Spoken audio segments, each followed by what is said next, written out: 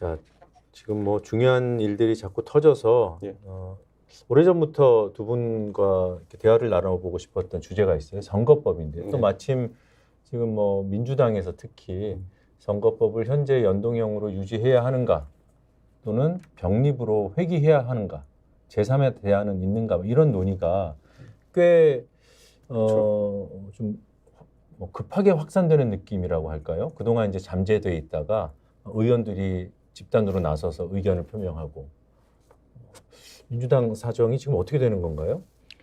글쎄요. 지금 저는 그 이재명 대표한테 들은 얘기는 없어요. 네. 제가 얘기를 한 것은 병립형으로 가면은 비례대표의 성격이 퇴색하고 네. 연동형으로 가면 위성정당이 나올 수밖에 없고 이런 게 있으니까 조금 더 선거법은 여야 정개특위에서 완전 합의가 돼야 되거든요. 네. 그러니까 조금 더 여야가 합의를 해보는 게 좋다. 그래서 그것이 누더기 법이 될 망정. 그래서 김대중 대통령도 타협에 의거해서 이루어진 법을 지렁탕에서 핀 연꽃이다. 그럴 수밖에 없는 게 정치 아니에요? 예. 차악을 행할 수도 있기 때문에. 그런데 지금 현재는 조금 더 논의할 수밖에 없지 않냐 그렇게 네. 봐요.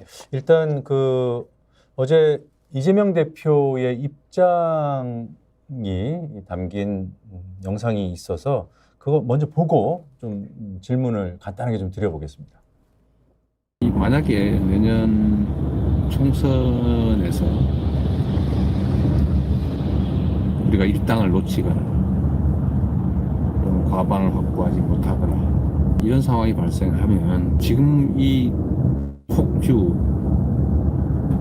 그냥 과거로의 퇴행, 역주행을 막을 길이 없지 않습니까? 멋있게 치면 무슨 소용이 있겠어요? 물론 뭐 긴 역사의 관점으로 보면 저는 다른 방향의 얘기도 가능하긴 한데 지금 우리가 처한 상황이 너무 엄혹하다. 이 대표님 어떻게 들으셨습니까? 이건 병립형으로 돌아가겠다 이렇게들 해석을 하더군요. 뭐 실사구시 정신으로 현실적으로 보면은 원내 다수당이 되는 게 원칙이죠. 그렇기 때문에 병립형으로 돌아간다라고 해석을 할 수가 있죠. 저는 지금 이재명 대표의 입장에서 제가 만약 당대표하고 있으면요. 저런 생각은 안 할 것 같아요. 무슨 말이냐면은 우리가 지면 어떻게 하느냐를 지금 언급하고 있잖아요. 네. 지면 안 되니까 그 비례 다만 10석이라도 더 끌어와가지고 우리가 이렇게 가야 된다고 얘기하잖아요. 이게 읍소용 전술도 아니고 지금 누가 봐도 민주당에서 수도권 선거에서 상당히 유리하다는 거는 지금 기본 강서 보궐선거에서 입증된 그 통계인데 저 말은 제가 굳이 해석하자면요. 내가 당대표로서 비례대표를 한 10명에 20명 정도 선임할 수 있는 권한을 행사할 수 있는데 내가 포기하기 너무 아쉽다로밖에 안 들려요. 그렇게 들린다. 왜냐하면은 이재명 대표는 지금까지 민주당에서 최근 한 1년 정도의 기간을 빼놓고는 항상 소수자로서 정치를 해왔기 때문에 당의 세력이 없어가지고 본인이 어려운 시절을 보냈던 거 이런 것들을 생각하고 있는 것 같아요. 제가 봤을 때 지금 시점에서 이재명 대표가 지금 선거 치렀을 때 민주당 내에 주류적 위치를 놓칠 가능성은 많지 않아 보입니다. 그런데 그 자신감이 요즘 부족해 보이는 것 같아요. 저렇게 안 해도 되는데 비례대표를 직접 더 확보하려는 그런 전략으로 그게 아니면 저는 저거는 약간 논리적으로는 이해가 안 되는 상황이고 당대표가 지금 상황에 저렇게 패배를 두려워하는 모습을 보이는 것도 약간은 전술적으로는 이상한 모습입니다. 어떻게 됐든 예. 국민의힘은 병립형 옛날로 돌아가자는 거예요. 예. 그것이 그분들은 당론이에요. 그런데 민주당은 병립형으로 들어가면은 군소 정당, 즉 소수 의견도 사표화하지 말고 국회에 반영하자는 게 비례대표 관계 아니에요. 네. 그렇기 때문에 병립형을 해도 민주당이 비난받고 연동형을 하면은 소위 정당을 안 만들어야 되잖아요. 위성정당을 안 위성정당을. 만들어야 되면 이제 손해를 보게 된다. 그런데 국민의힘은 위성정당을 할 거니까. 안 만든다고 하더라도 만들어지죠. 그러니까 사실상의 위성정당이 사실상 나온다. 나오죠. 네. 그렇기 때문에 저게 참 아주 난처한 입장에 지금 처해 있어요. 좀 밀도 있는 대화를 위해서 시간도 좀 제약돼 있으니까 두 분 일정도 있어서 자 지금 뭐 위성정당 방지법을 만들자는 의견에 수십 명의 민주당 의원들이 지금 목소리를 내고 있습니다. 근데 여기에 대해서 윤석열 대통령이 거부해버리면 그만인 거 아니냐라는 이제 반론도 현실적인 반론도 나와요. 이런 상황에서 민주당이 지금 뭐 당장 뭐 위성정당 만들겠다 이러면 여론의 역풍을 받겠지만 우리는 위성정당 방지를 위해서 방지법을 만드는데 윤석열 대통령이 거부를 하면 그때는 우리도 할 수 없다. 이 정도의 입장으로 혹시 뭐 당내 의원들이나 여론을 설득할 수 있을까요? 먼저 만들고 의원들 설득은 가능할 거예요. 그렇지만은 제야 시민단체, 군소정당, 특히 진보 세력들은 민주당한테 몰매를 댈 거예요. 네. 이 대표님은 어떻게 보십니까? 이런 방안이요. 위성정당을 방지법을 만들어요. 지금은 75명인가요? 85명 국회의원들이 민주당 의원들이 방지법 만들어라 이러고 있거든요. 저는 이제 의총을 오늘 원래 하기로 했다가 네. 내일로 미룬 것이 제가 민주당 쪽에서 전해 듣기로는 지금 당내에 상당히 연동형을 지지하는 덩어리가 커가지고 네. 의총 열었다가 어떤 결과가 나올지 이재명 대표가 확신이 없기 때문에 늦췄다라고 알고 있거든요. 네.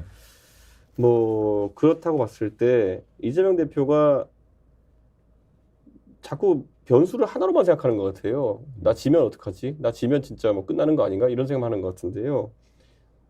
지금 비명계의 움직임에 행동에 명분을 주기도 합니다. 이런 것들은.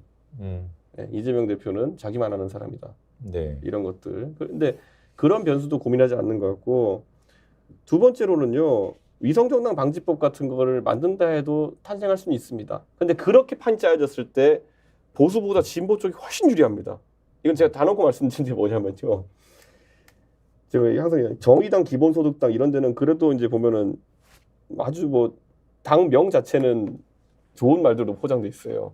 그런데 이게 만약 위성정당 난립하게 되면 보수 쪽은 뭐 나올지 뻔하거든요. 네. 애국당 뭐 이런 거 나올 거거든요. 근데 그 정당들은 오히려 국민의힘의 표를 분산식을 흐트러뜨리고 3% 문석을 넘지 못해서 결국 의석을 얻지 못할 가능성이 높은 당들입니다. 사표가 많아진다 그 진영에. 사표가 그러니까 그럴 수밖에 없어. 이 보수 진영의 그 위성정당류는요. 지금까지 있어왔던 당들이 당명부터 개인적으로 그렇게 매력적이지 않은 당들이 많았습니다. 그래서 근데 할 수 있는 게 꼭 저기는 하면은 자유, 공화, 그다음에 애국 이런 거 넣을 수밖에 없거든요. 그래서 네. 이거는 덩어리로 봤을 땐 무조건 유리한 건데 지금 이재명 대표가 여기도 제 생각 간신 붙은 것 같아요. 그럼 지금 시민사회단체, 그러니까 만약에 위성방지법을 이제 발의해서 통과시킨 다음에 윤 대통령을 압박하고 그래도 안 되면 할 수 없어서 우리는 위성정당을 만들 수밖에 없습니다. 이렇게 할 경우에 내부는 설득을 할 수 있을지 몰라도 시민사회단체들로부터는 이제 욕을 먹는다. 그러겠죠. 그러면 이건 어떻습니까? 아예 그 국민의힘과의 선거법 협상을 그냥 치워버리고요. 그냥 지금 이대로 가되 그 통합형 비례정당을 민주당이 주도해서 제 정치 세력하고 야권 세력들하고 만드는 거죠. 이건 너무 낭만적인가요? 그런 것도 좋을 것 같아요. 그런데 어떻게 됐든 저는 선거법과 함께 네. 소수 세력을 국회 운영에 반영하기 위해서는 원내 교섭단체 구성 요건을 완화해라 이거예요. 지금 20석에서 네. 10석으로 내리면은 이러한 함께 논의가 된다고 하면은 훨씬 네. 더 유리한 그런 진전이 있을 거예요. 네.